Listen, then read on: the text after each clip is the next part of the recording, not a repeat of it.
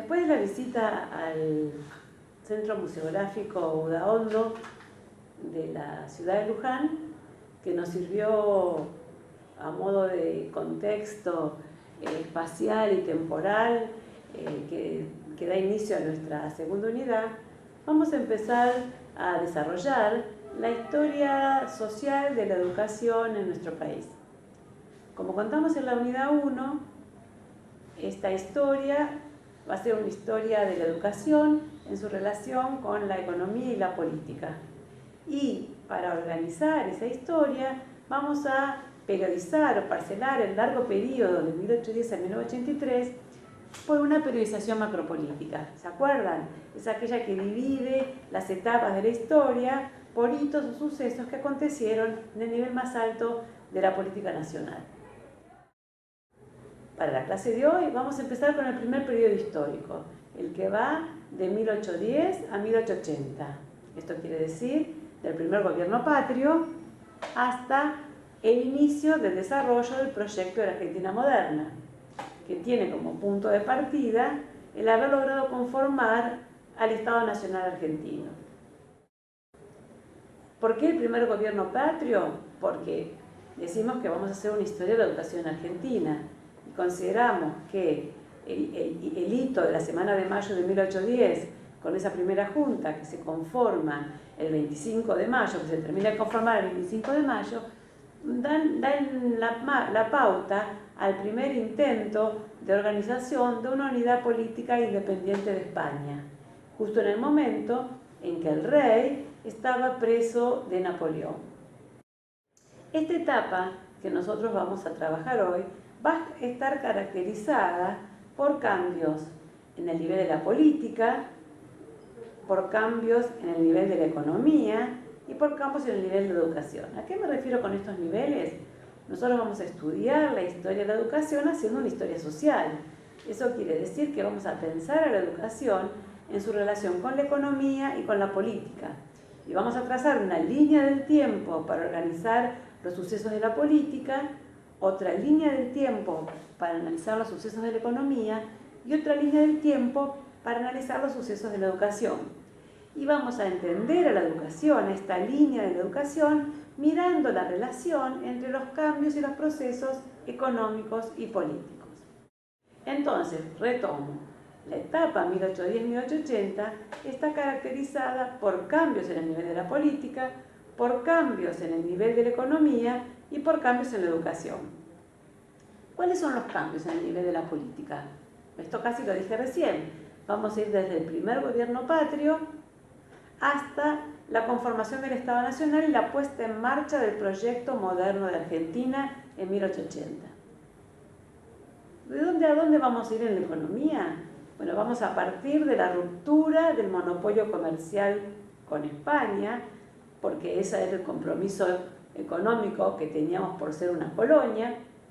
El 25 de mayo de 1810 y más adelante la Declaración de la Independencia de 1816 marcan un momento en el cual la Argentina o las Provincias Unidas del Río de la Plata, que eso es lo que somos en ese momento, pueden comenzar a comerciar de manera independiente con España, Francia, Holanda, y ya no tienen la obligación del ejercicio del monopolio con España. Entonces se va a dejar el monopolio y ese comercio ilegal o de contrabando con las otras naciones que no fueran España, y va a ser un proceso de inserción o de intento de inserción de las Provincias Unidas del Río de la Plata, luego hacia el final del periodo transformadas en la República Argentina, en una unidad económica que se va a insertar en la economía mundial. En relación al tercer eje, que es la educación, que es nuestro objeto de estudio, vamos a ir de un momento en que hay una diversidad de oferta educativa, pero cuya característica principal es que es una educación particular, una educación de la que se ocupan los privados, a un momento, hacia 1880, en que la educación va a ser un problema público, un tema a cargo del Estado. Entonces vamos a ir de a poco, vamos a empezar por el desarrollo de los hechos históricos. Algunas de estas cosas ya nos las contó Federico Suárez en nuestra visita al complejo museográfico de Luján. Pero este punto de partida, podríamos decir, que para esta historia que vamos a contar, es la creación del Virreinato del Río de la Plata, con sede en Buenos Aires, por división del Virreinato del Alto Perú en el año 1776. ¿Por qué España, si tiene un virreinato tan fuerte, con sede en el Alto Perú, por qué decide dividirlo y poner otra sede del virreinato en la ciudad de Buenos Aires, frente al puerto de Buenos Aires? Bueno, el motivo era la necesidad de controlar justamente este contrabando que conté recién. Las provincias, el Virreinato de Río de la Plata tenía teóricamente o legalmente que comerciar solo con España. De eso se trata ser una colonia, de eso se trata tener el monopolio comercial, pero los comerciantes del virreinato y los productores exportaban y comerciaban en forma de contrabando con otros países europeos. Entonces el rey decide, en 1776, el rey de España, en dividir ese gran virreinato en dos virreinatos y uno en el puerto de Buenos Aires. Ese virreinato del Río de la Plata, en los primeros años del siglo XIX, en 1806, en 1808, sufre las invasiones inglesas. ¿Qué son estas invasiones? Bueno, sufre intentos de los ingleses de tomarlo y hacerlo colonia inglesa. El pueblo de Buenos Aires y los españoles que vivían en Buenos Aires defienden, resisten estas invasiones y logran echar al invasor inglés. Esta acción de defensa de la ciudad, además de hacer que la ciudad y que el virreinato sigan bajo la colonia española, le da a estas fuerzas vivas de Buenos Aires la idea de que hay una capacidad organizativa y también hay una capacidad de defensa. Para 1810, estando el rey Fernando VII, el rey de España, preso de Napoleón, las juntas españolas, las ciudades españolas y también la ciudad de Buenos Aires, las fuerzas vivas, los vecinos ilustres, los militares, algunos religiosos, se ponen a pensar qué hacer con la figura de representación del rey que cubre el virrey si el rey ya no tiene poder, si el rey ya está preso de Fernando VII. Si el rey está preso, el virrey es una figura decorativa, no representa nada. Entonces estas fuerzas vivas de las ciudades deciden tomar el poder organizando una junta de gobierno. Ese es el primer gobierno patrio que se organiza en mayo de 1810. Juntas parecidas se hacen en Sevilla y en otras ciudades españolas, y esta primera junta de gobierno se propone tomar el poder para gobernar las cosas de Buenos Aires hasta tanto el virrey sea liberado.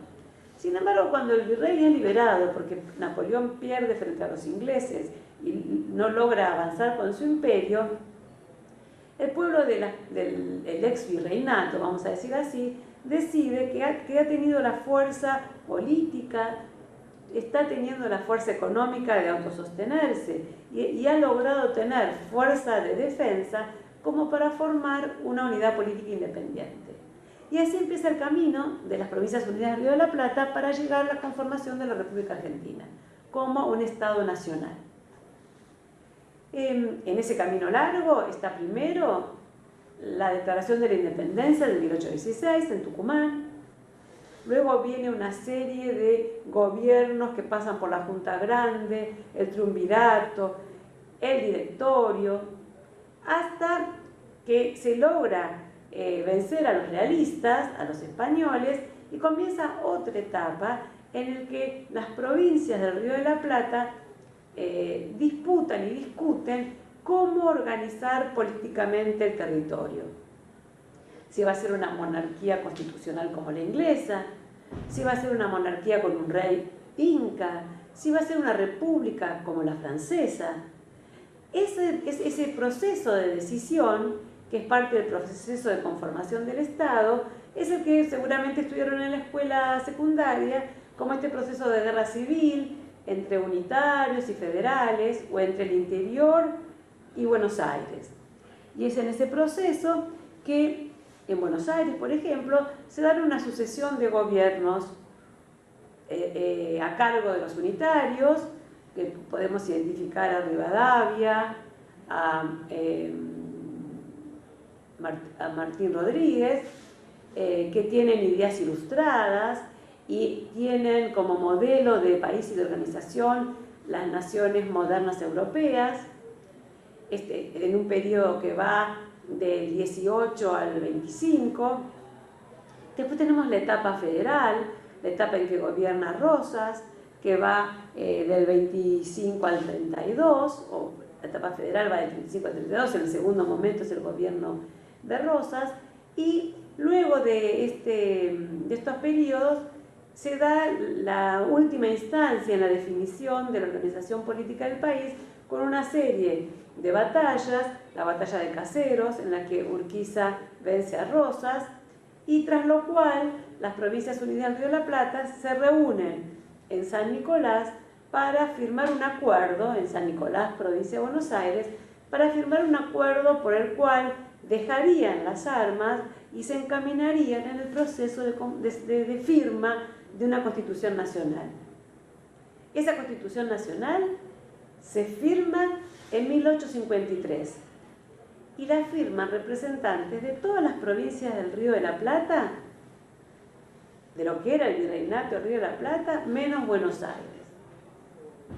Si nos ponemos a pensar a qué nos referimos con estas provincias, si ustedes tienen en mente el mapa de la Argentina, estos eran Salta, Cuyo, Tucumán, Córdoba, o sea, el centro del país, Buenos Aires y La Pampa. Ni la Patagonia formaban parte de este territorio. La Patagonia estaba ocupada y era territorio de los pueblos originarios, ni tampoco el Chaco ni el norte de la Mesopotamia, ¿no? Estamos hablando de casi la región central del país y Salta y Jujuy. Estas son las provincias y en estas provincias están los caudillos que dirigiendo, gestionando, gobernando y haciendo producir económicamente cada región constituyen las fuerzas vivas que entran en discusión para la organización del Estado Nacional. ¿Por qué la Constitución la firman todas las provincias o los caudillos, los representantes de las provincias, menos Buenos Aires?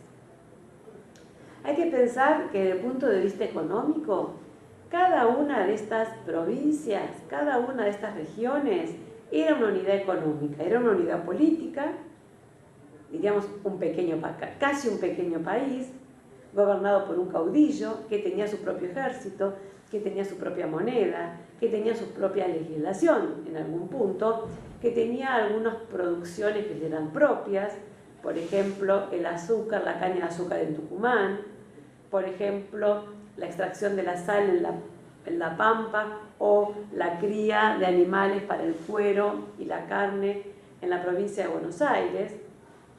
Y a través de estas producciones abastecían el mercado interno y sobre todo, ¿sí?, exportaban al mercado europeo.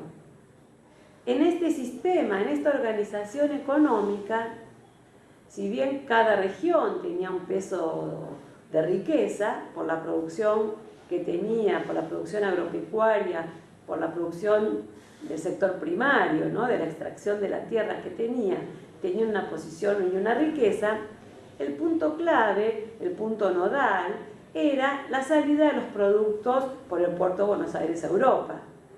La producción que tenía cada una de estas regiones excedía lo que podía consumir al mercado interno. Por lo tanto, la riqueza estaba en la actividad comercial internacional, en la exportación. Por su parte, el puerto de Buenos Aires no solamente tenía la Pampa, o sea, en sentido amplio, con toda su riqueza agropecuaria, sino que también tenía en la boca de la ciudad el puerto, el cual estaba controlado por los comerciantes, por la burguesía de Buenos Aires, que tenía los contactos con Europa. Buenos Aires, por fuera de la Confederación de Provincias Unidas, era una provincia muy fuerte y poderosa e independiente. Por eso le convenía mantenerse por fuera de la Constitución. y por eso en 1853 no firma la Constitución. No firma la Constitución porque de firmarla y de pasar a formar parte de la República Argentina, tenía que también pasar a formar parte del Tesoro Nacional las aranceles, las rentas de la aduana de Buenos Aires, o sea, una de las fuentes de mayor riqueza de la provincia. Las autoridades de Buenos Aires no estaban dispuestos a que eso pase y por eso pasan varios años, entre 1853 y 1868, para que con algunas batallas entre Buenos Aires y el resto de la Federación en el medio, Buenos Aires pierda la batalla, pero sin embargo gana políticamente, porque pierde la batalla y al perder la batalla debe incorporarse a la Confederación de Provincias, pero gana la batalla porque al integrarse a la República Argentina y ceder los derechos de aduana, logra a cambio, consigue a cambio, constituirse en la capital de la nación. Y eso es ser un centro de importante poder político. A partir de ese momento empieza a afianzarse lo que es el Estado Nacional. Ahora bien, ¿qué es un Estado Nacional? Acá vamos a seguir a un politólogo que se llama Óscar Oslak, que es argentino, que es profesor en la Universidad de Buenos Aires, y él nos explica que para pensar en un Estado Nacional, primero tenemos que tener una nación, es decir, una instancia material, un territorio geográficamente delimitado, con una población que la ocupa y que tiene actividad económica y actividad de relación interna. Y además de este componente material, que son el territorio y las personas, un componente simbólico o ideal, que son los símbolos, valores, sentimiento de pertenencia y tradiciones en común. Oslak nos dice que sobre la base de esta nación, que esto es lo que estoy hablando, la tierra, la población y las ideas son lo que conforman la nación, sobre la base de este componente nacional se va a elegir el conjunto de instituciones o una instancia política de dominación, es decir, el Estado. El Estado entonces es el conjunto de instituciones desde los cuales se ejerce el poder en una nación. Y es decir, que se ejerce el poder es que se gobierna la vida económica, la vida social, la vida política de la población. ¿Qué más nos dice Oslak? ¿Cómo nos damos cuenta cuando una nación, cuando una unidad nacional logra transformarse o llegar a un Estado nacional? Él va a decir que es cuando logra cumplir los 4 atributos o las 4 propiedades de la estatidad, o sea, lo que hace falta para ser un Estado. Estos atributos son 4, como dije recién.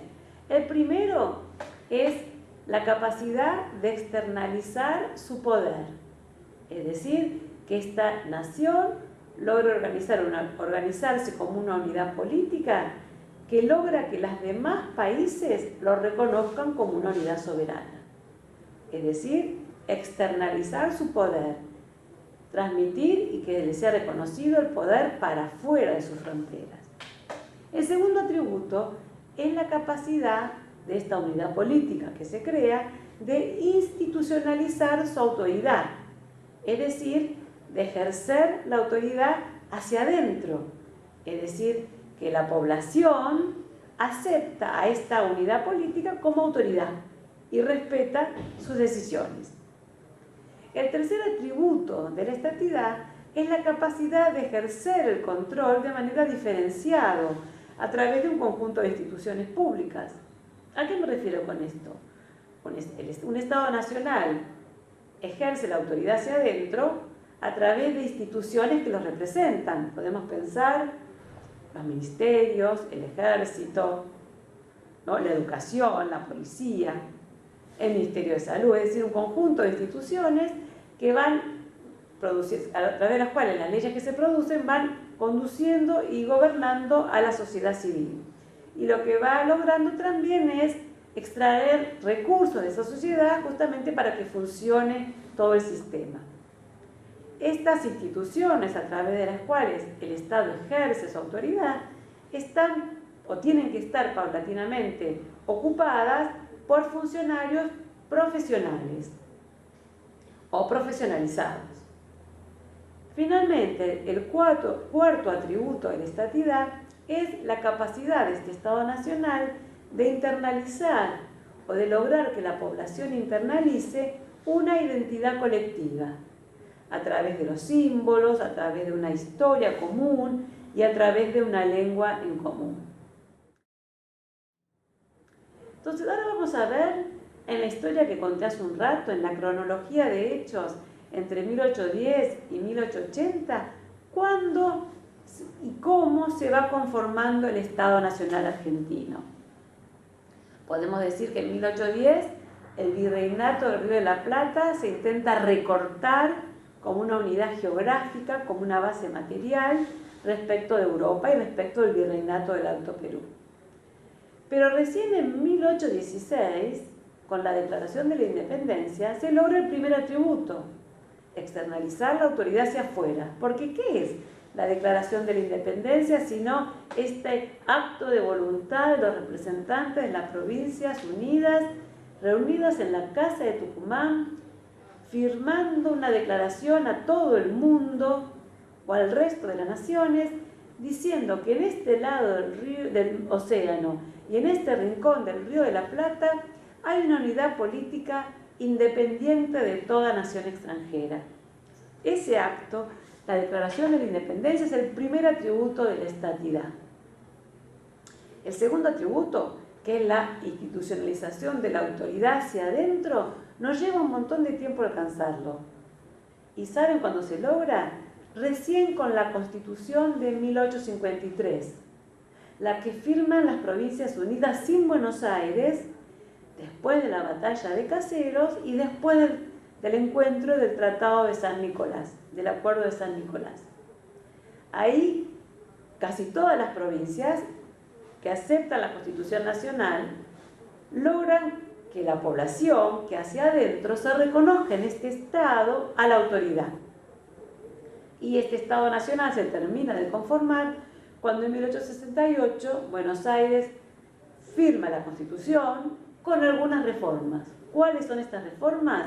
Que Buenos Aires, la ciudad de Buenos Aires, se transforma, por ejemplo, en capital federal.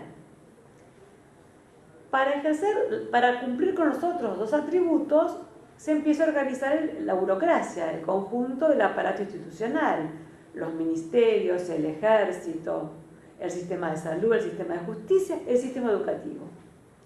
Y el sistema educativo, es decir, la educación, también va a ser una herramienta que va a servir para cumplir el tercer atributo, que es la profesionalización de los funcionarios.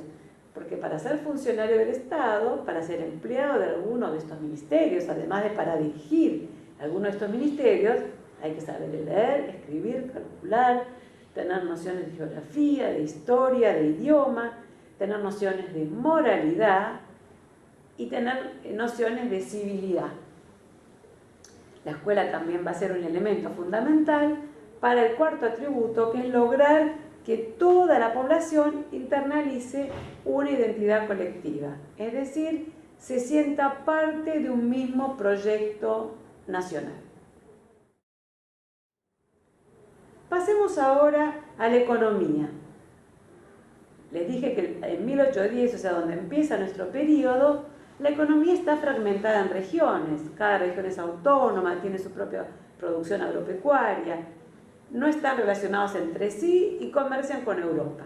Las relaciones económicas son capitalistas y tienen su propia moneda, sus propios impuestos, hecho que afecta el comercio exterior, ya que los productores que quieren exportar, por ejemplo, los productores de la caña de azúcar de Tucumán, tienen que ir pasando una sucesión de fronteras entre provincia y provincia, ir pagando impuestos en unos diferentes tipos de moneda, hasta llegar al puerto de Buenos Aires, pagarle al puerto de Buenos Aires las tasas para poder comerciar. Y lo mismo cuando se importa. Entonces hay algunos historiadores, por ejemplo Leopoldo Aliub, que dicen que un elemento fuerte que influyó en la conformación del Estado Nacional, es decir, en dejarse de estas luchas entre unitarios y federales, las provincias y la capital, el interior y Buenos Aires, por ver cómo se definía el ejercicio del poder, un elemento que ayudó a tomar la decisión de dejarse de pelear por el poder y organizarse como un Estado Nacional fue la economía. Fue la decisión de los terratenientes de las distintas regiones y la burguesía y los comerciantes de Buenos Aires de que era más conveniente para las Provincias Unidas ser una unidad política y comerciar con Europa y de ese modo insertarse en el mercado mundial como un país productor de materias primas. La Argentina, una vez unificada, sería un país productor de materias primas que proveería de materias primas a los países europeos, Francia, Alemania e Inglaterra, que están pasando por su segunda revolución industrial. Es decir, están decidiendo ser país industrializados, ser país que no produce materias primas, sino que producen productos industrializados para exportar. Y necesitan, por lo tanto, países que le provean de materia prima. Y en ese grupo de países va a estar Estados Unidos, va a estar Canadá, va a estar Australia, y es la oportunidad para las Provincias Unidas del Río de la Plata de transformarse en la Argentina, en una unidad económica, además de política. Es una oportunidad abierta por la segunda revolución industrial. Ahora vamos a pasar a la educación. De la independencia a la conformación del Estado Nacional, o sea, del 16 al 80, la educación empieza a ser pensada por algunos de nuestras clases dirigentes como una cuestión pública, como una cuestión de Estado, que no responde a necesidades de la iglesia, necesidades religiosas o intereses o necesidades de familias o de grupos, sino que responde a intereses y necesidades nacionales, que tienen que ver con el bien general, con la voluntad general, con el bienestar de toda la nación y con las necesidades económicas. Y de la mano de estas ideas, se piensa que solo una población instruida se podía integrar políticamente y que solo una población instruida, es decir, alfabetizada, podía ser útil a la sociedad. Y aparecía esta idea de la ilustración y de la civilidad como un proceso de ingeniería social que iba a transformar a una población heterogénea, formada por pueblos originarios, por criollos, por negros, a los que se consideraba en muchos casos vagos, desordenados, bárbaros. La educación nos iba a transformar a través del proceso de la civilidad en una población estable y laboriosa.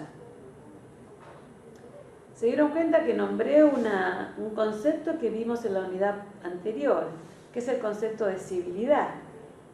Ustedes se acuerdan que en la unidad anterior habíamos hablado que la civilidad o el aprendizaje de cómo comportarse, el proceso civilizatorio sobre las costumbres, había sido un proceso que empezó en el siglo XVI y que fue necesario de seguir por dos grupos sociales que estaban en los puntos más altos de la sociedad.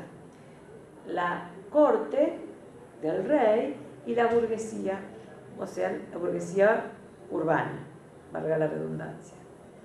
Estos eran los dos grupos sociales que necesitaron aprender a moverse y a comportarse para tener un cuerpo recto e inspirar autoridad, superioridad y tener estatus. También hablamos en la unidad pasada que iba a haber un momento entre el siglo XVI y el siglo XIX que esta idea de civilidad se iba a expandir a las otras clases sociales. Es decir, se iba a pensar que la civilidad, ese esfuerzo por controlar las pasiones naturales, para hacernos comportar como la cultura nos manda, iba a ser necesario para todos. Bueno, llegamos al momento. Este es el momento de la conformación del Estado Nacional, de la organización republicana, representativa y federal de la Argentina, en que la educación de toda la población es una necesidad de todos, es una necesidad pública, y va a ser responsabilidad del Estado ocuparse de ella. Es decir, vamos a llegar al momento en que se concreta el proceso de estatalización de la educación elemental. Pero este proceso, permítame que vaya con idas y vueltas, no fue tan rápido. La primera ley de obligatoriedad escolar que hubo fue en nuestro territorio fue la de la provincia de Buenos Aires en 1875. Esa ley de educación elemental, sin religión, graduada y obligatoria, fue inspiración de Domingo Faustino Sarmiento para la provincia de Buenos Aires. Y recién en 1884, ya en el periodo que vamos a trabajar en la próxima clase, se concreta a nivel de educación nacional. Pero antes de esto hubieron otros intentos y algunos vaivenes en este proceso de estatalización. Un primer intento claro de estatalización, de control de la educación estatal, fue en Buenos Aires, durante el gobierno de Rivadavia, alrededor entre 1818 y 1923. Rivadavia era el ministro de gobierno de Martín Rodríguez. Era políticamente unitario, es decir, estaba a favor de la centralización del poder político nacional en Buenos Aires. Rivadavia era un ilustrado, es decir, el que pensaba que un proyecto de nación se hacía con educación, y pensaba la educación para los hombres y para las mujeres.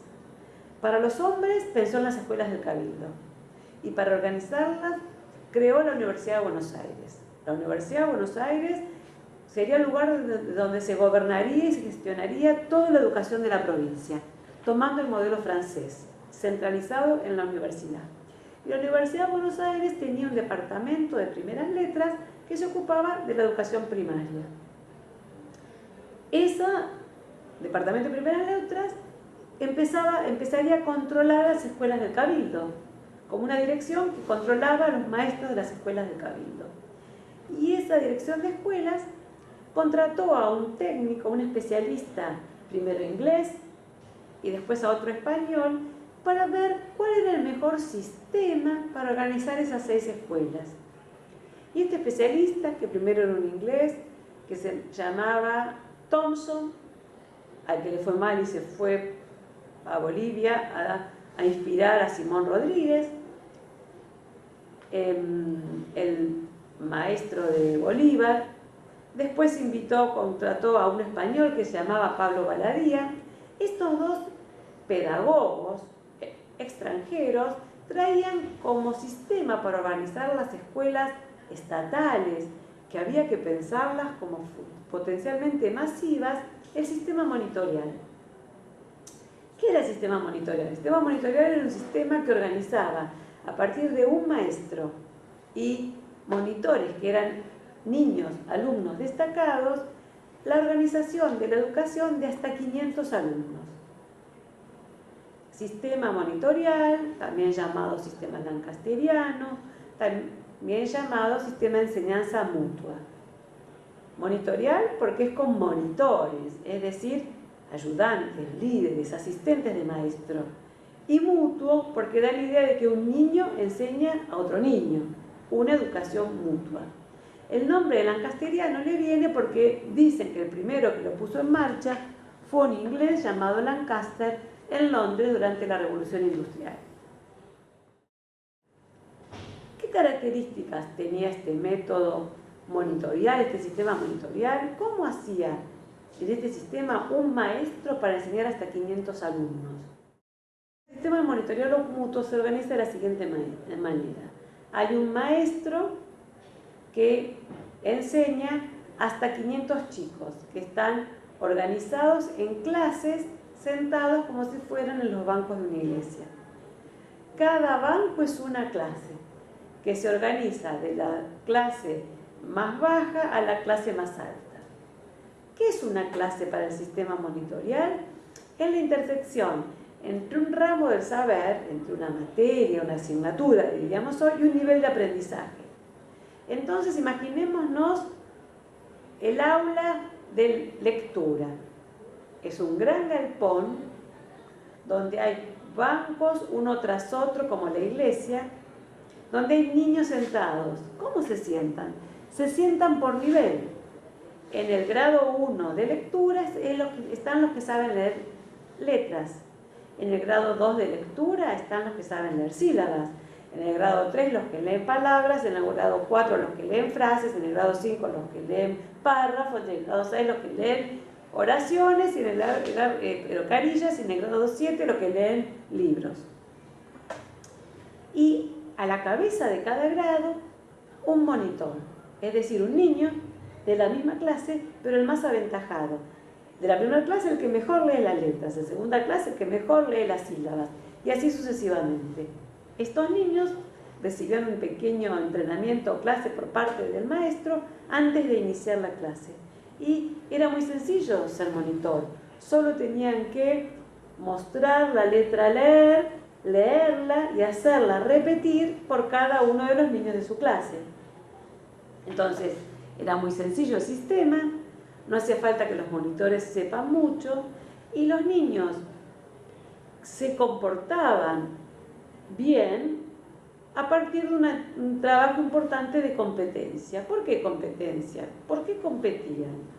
Los niños que estaban en los bancos competían por dos cosas: por ganarle a un monitor y ser monitores, y por ganarse alguno de los premios que estaban pensados para que este sistema funcione. Premios que obtenía el que mejor leía de la clase, el que mejor escribía de la clase, el que mejor calculaba de la clase. Entonces, el sistema era altamente competitivo y, por tanto, altamente disciplinado. El sistema monitorial o mutuo, entonces, funciona porque es altamente competitivo. Imagínense ustedes 500 niños de los que ustedes conocen actualmente. 500 niños en un mismo salón con un solo maestro y solo con 10 o 15 líderes. ¿Qué se imaginan? ¿No? Uno se imagina un lío bárbaro, uno no se imagina esos niños sentados mucho tiempo repitiendo letras, ni repitiendo sumas, ni repitiendo escritura. Pero esto funcionaba supuestamente porque estos niños controlaban sus pasiones infantiles con la expectativa de llegar a ser monitores o ganarse los premios que estaban colgados del techo. Entonces, la base del sistema monitorial era la disciplina, es decir, un fuerte trabajo sobre los cuerpos de los niños para que cada uno se quede en el grado, en la clase que le toca, haciendo la tarea que le toca, para que el monitor lo vea e informe al maestro para ver si lograba emular o competir y ganarle al monitor. Entonces, el sistema monitorial requería por parte de los niños de un fuerte proceso de control sobre los cuerpos, que se ejercía a partir de la competencia entre todos. ¿Qué exigía esto para los maestros? Exigía aprender esta norma, exigía aprender a enseñar con este método, que era un método distinto al que ellos, era un método importado, un método que no conocían los maestros del Cabildo. ¿Cómo fue? ¿Qué pasó con la formación de estos maestros del Cabildo? ¿Y qué resultó el sistema monitorial en Buenos Aires? Bueno, ¿qué pasó con la formación? Se los voy a contar en la unidad 4, cuando veamos la historia de la formación de profesores en nuestro país. Para cerrar la idea, el sistema monitorial, que fue un sistema que se aplicó en las escuelas del Cabildo de Buenos Aires durante el gobierno unitario de Rivadavia y Martín Rodríguez, fue un intento de estatalización de la educación durante un gobierno que entendía a la educación como una necesidad pública, como un problema del Estado. Y mientras tuvo fuerza, intentó gobernar la educación. La debilidad de ese gobierno unitario hizo que el sistema monitorial cayera y los maestros de las escuelas del Cabildo continuaran enseñando como lo hacían hasta ahora.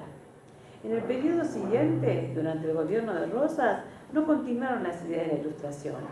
Rosas tenía otra idea respecto a la educación del pueblo. Entendía que para un país productor agropecuario, la educación necesaria para el pueblo, para quien tenía que trabajar, era la educación del trabajo. Y como mucho, una educación de la moral, una educación de los valores y de la virtud que tenía que estar a cargo de la Iglesia. el tema de la educación a cargo del Estado volverá a estar vigente durante el proyecto de la Organización de la Argentina Moderna, donde ahí el Estado argentino con otra fuerza se ocupará de estatalizar la educación y lo hará a través de leyes de educación común nacionales. Este tema lo retomaremos para el próximo periodo en la próxima clase.